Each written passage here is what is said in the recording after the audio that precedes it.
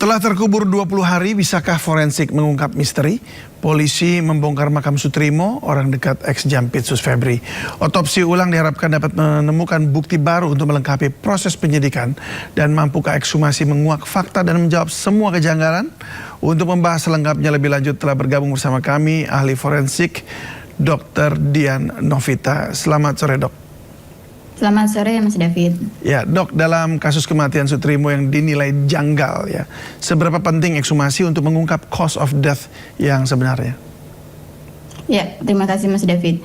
Jadi untuk mengungkap sebab kematian, bila ada dugaan kematian tidak wajar, salah satu cara dan menjadi cara yang paling tepat adalah dengan memeriksa jenazah tersebut melalui pemeriksaan luar yang dilanjutkan dengan pemeriksaan dalam atau otopsi. Karena dalam kasus ini kondisi saudara S sudah dalam kondisi meninggal dunia dan dimakamkan, maka tindakan yang dilakukan adalah ekshumasi atau penggalian kubur yang tentunya diharapkan nanti pemeriksaan jenazah ini bisa menemukan bukti-bukti secara medis dan bisa dibuktikan secara ilmiah untuk mencari sebab matinya seperti apa. Baik, Sutrimo ini kan sudah dimakamkan 20 hari ya. Apakah dalam rentang waktu tersebut penyebab kematian masih dapat diketahui secara akurat begitu? Ya, tentu waktu atau jeda kematian dari kronologi kejadian hingga dilakukan pemeriksaan itu sangat berpengaruh terhadap hasil pemeriksaan yang akan didapat. Kaitannya dengan kondisi jenazah yang mengalami proses pembusukan itu tentu akan berpengaruh terhadap keakuratan dari hasil pemeriksaan. Namun saya yakin bahwa tim pelaksana akan berupaya semaksimal mungkin dengan adanya pemeriksaan secara menyeluruh dan ketelitian serta adanya kolaborasi dari antar ahli. Di sini sudah melibatkan dari beberapa institusi terkait dengan dokter forensik dari PDFMI, dari akademisi maupun dari fungsional, dan tentu saja melibatkan dari ahli histopatologi, patologi anatomi, ahli toksikologi dan ahli DNA. Tentu nanti diharapkan hasilnya memiliki keakuratan dan dapat dibuktikan secara ilmiah. Oke, tadi ada 3 hal itu yang disebutkan dari pihak oleh Prof. Siapa tadi pas konvers dengan pihak kepolisian ya.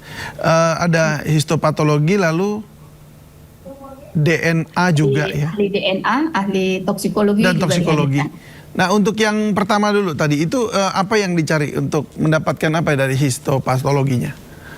Ya, baik Mas David. Dalam pemeriksaan ekshumasi yang dilanjutkan otopsi ini tentu kita harus melihat secara menyeluruh mulai dari pemeriksaan luar itu untuk menyingkirkan kemungkinan-kemungkinan tanda kekerasan yang lain ya.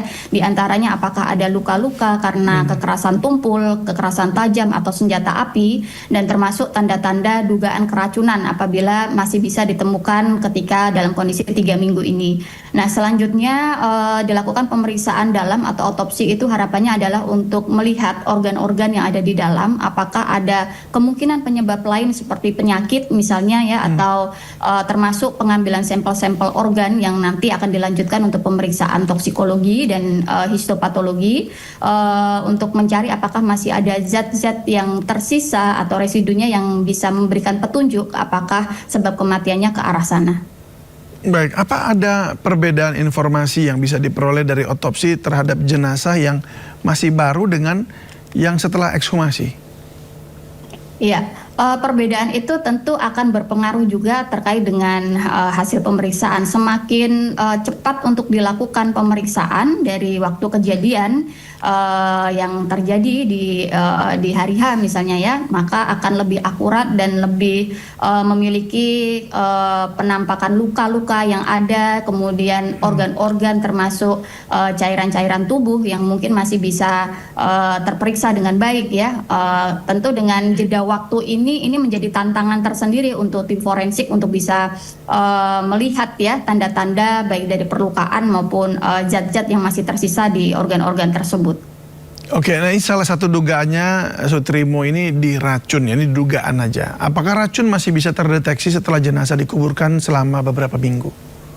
Iya, racun itu juga bermacam-macam zat Mas David ya. Jadi kalau ada beberapa zat yang memang masih bisa dapat ditemukan dalam hitungan hari ataupun minggu ya, tentu ini tergantung dari satu kondisi jenazahnya seperti apa dan kecepatan pembusukan dari mayat tersebut serta pH lingkungan yang berada di makam tersebut. Maka kasus-kasus serupa biasanya dokter forensik akan mengambil juga selain sampel pada organ atau sampel cairan tubuh yang masih ada, tanah di sekitar dari jenazah di dalam makam itu juga akan dilakukan pengambilan sampel. Oke, nah jika nih ya organnya sudah mengalami pembusukan, sampel apa yang masih dapat digunakan untuk pemeriksaan toksologi? Rambut kah, kuku, tulang, jaringan atau cairan tertentu?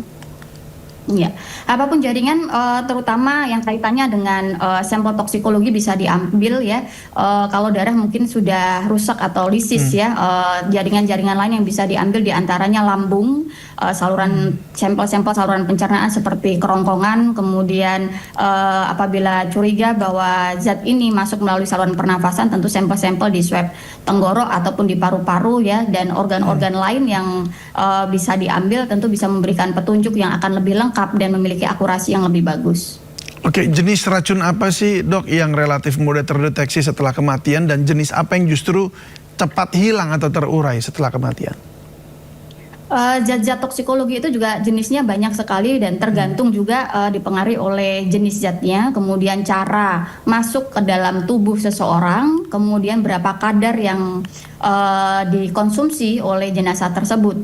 Nah, ini menjadi tantangan tersendiri juga untuk melihat apakah masih ada sisa atau residu zat-zat tersebut di dalam tubuh. Ya itu jenis racunnya juga, contohnya apa aja ya? Beberapa contohnya misalnya sianida ataupun arsen ya, ataupun zat-zat narkotika yang lain itu juga bisa berpotensi juga menyebabkan gangguan pada tubuh. Oke, untuk arsenik atau sianida tadi itu relatif mudah terdeteksi setelah kematian atau justru hilang gitu, cepat terurai? Iya, tergantung banyak faktor Mas David ya. Jadi pertama tadi dari bentuk sediaannya, apakah zat tersebut berupa cairan atau dalam bentuk makanan atau dicampur dengan zat-zat lain misalnya dalam mengkonsumsi, kemudian berapa banyak yang diminum atau dimakan ya. Kemudian ada beberapa zat juga yang memiliki karakteristik gampang menguap gitu ya ketika terkena udara ataupun tercampur dengan zat lain. Baik, nah ini kan Sutrimo ditemukan dengan mulut berbusa ya. Dari perspektif forensik, apakah kondisi seperti ini merupakan petunjuk keracunan atau justru bisa karena penyebab lain? Ya, temuan adanya busa halus itu masih banyak kemungkinan Mas David ya. Artinya apakah busa halus ini berasal dari saluran pernafasan atau saluran pencernaan terlebih dahulu.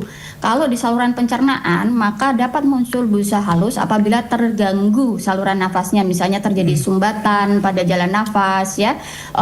Atau kalau busa halus ini keluar dari saluran pencernaan tentu juga masih banyak juga ya kemungkinan-kemungkinan lainnya, misalnya pada dugaan kasus keracunan ya, kemudian mungkin ada muntahan karena suatu penyakit ya. Nah, ini yang harus diteliti secara menyeluruh, kemudian melihat langsung dari organ yang ada, maka ini pentingnya untuk dilakukan autopsi terhadap jenazah. Baik, nah ini Ex-Kabareskrim Polri Susno Duhaji menilai ekshumasi jasad Sutrimo yang telah dimakamkan 21 hari lalu sebenarnya terlambat. Meski demikian langkah ini penting untuk dilakukan sebagai bagian proses penyidikan.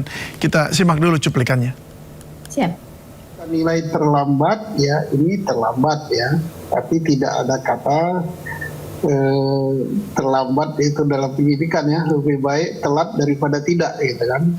Karena ini sudah cukup lama waktunya. Kenapa lama? Yaitu dari tanggal 23 ya peristiwanya, 23 Juli, kemudian sekarang sudah tanggal 11, besok 11 Agustus. Tanggal 12. Kalau besok tanggal 12 berarti kan sudah hampir 20 hari ya. Mudah-mudahan saja hasil ekshumasinya itu masih cukup baik gitu. Artinya kondisi jenazahnya masih bisa untuk diadakan uji laboratorium ya, terhadap lambung, terhadap ginjal dan sebagainya, organ-organ dalam daripada